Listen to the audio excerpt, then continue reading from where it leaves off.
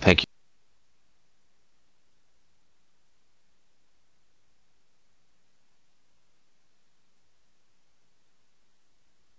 This is the Pal Talk News Network. The views expressed are solely those of the speaker and not necessarily those of paltalk.com, AVM Software, or its advertisers.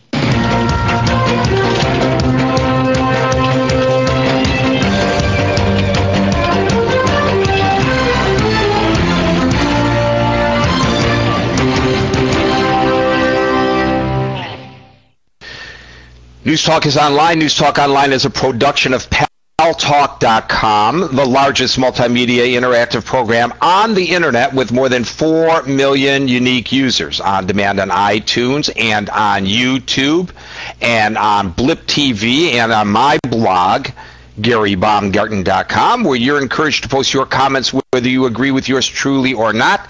No retribution. And thanks to our good friends at CRN Digital Talk Radio, we're syndicated to an additional 12 million households. I am your host, Gary Baumgarten. I welcome you to the show, and I encourage you, as I always do, to check often and early and often, just like voting in Chicago.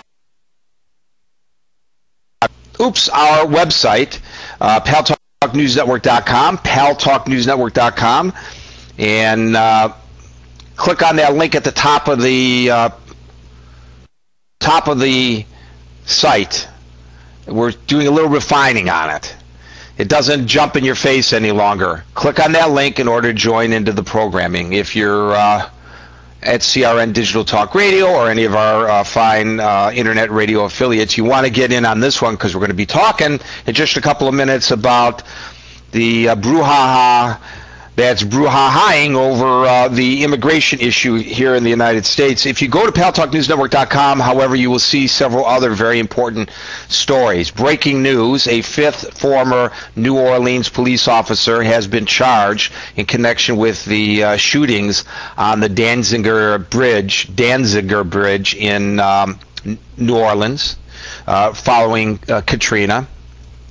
Good on the Justice Department and the FBI for getting those cops who fired upon people who were basically refugees and who lied about what happened there and who falsely accused the brother of a mentally impaired man who was fatally shot of assaulting the police when indeed he did not.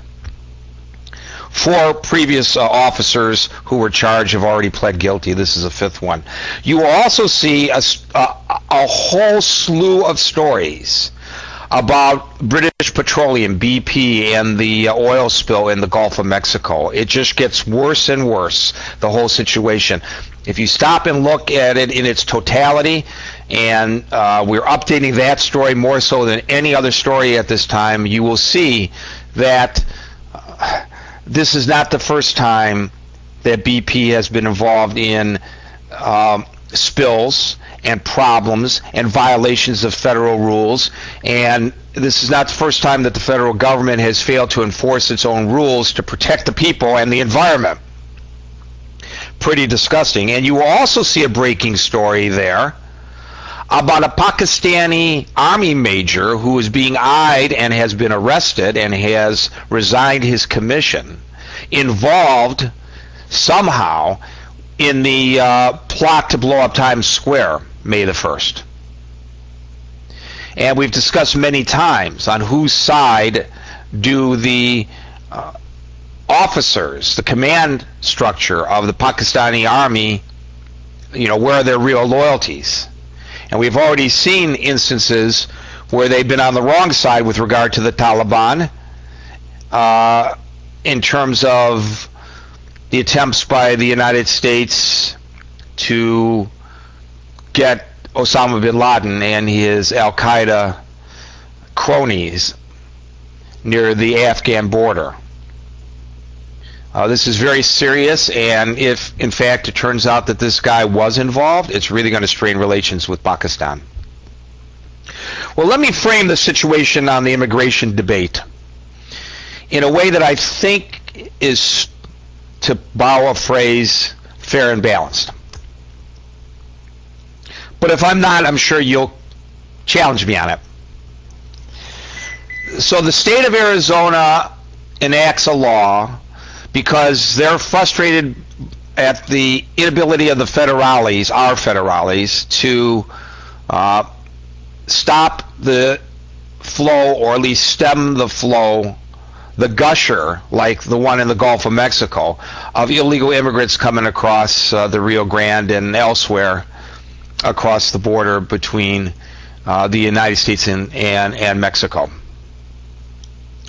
And then there are concerns raised, which I actually share, that the new law that Arizona enacted could result in racial profiling, i.e. non-illegal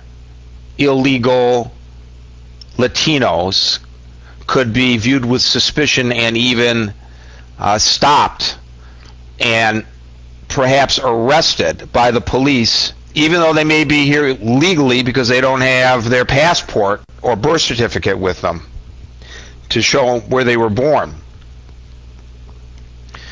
And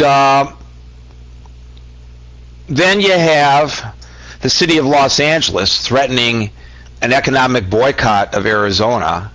And then you have Arizona threatening to withhold electricity to the city of Los Angeles, which gets 25% of its electricity from Arizona. Then you get another town in California siding with Arizona, saying that they don't want illegal immigrants in their town. Illegal immigrants need not apply. We reserve the right to refuse service. Sounds a little bit reminiscent to me of the days when in the Deep South that's what they said about black people. And then you have the president of Mexico, Calderon, coming here and admonishing the United States of America for passing a law which he, the president of Mexico, feels may be discriminatory against Mexicans here in the United States. Mr. Calderon, why don't you get your own damn house in order before you open your mouth here? You are a visitor here in the United States. You were at the White House blabbing like this. You were before a joint session of Congress blabbing like this.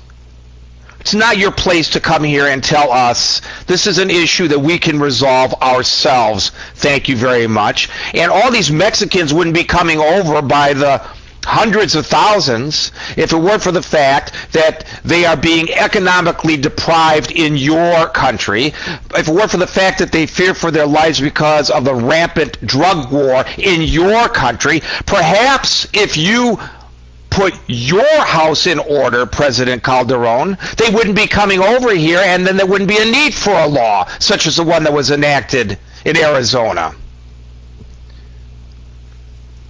Do I sound like I'm arguing with myself over the issue? I don't like the law in Arizona because of the way that it's written.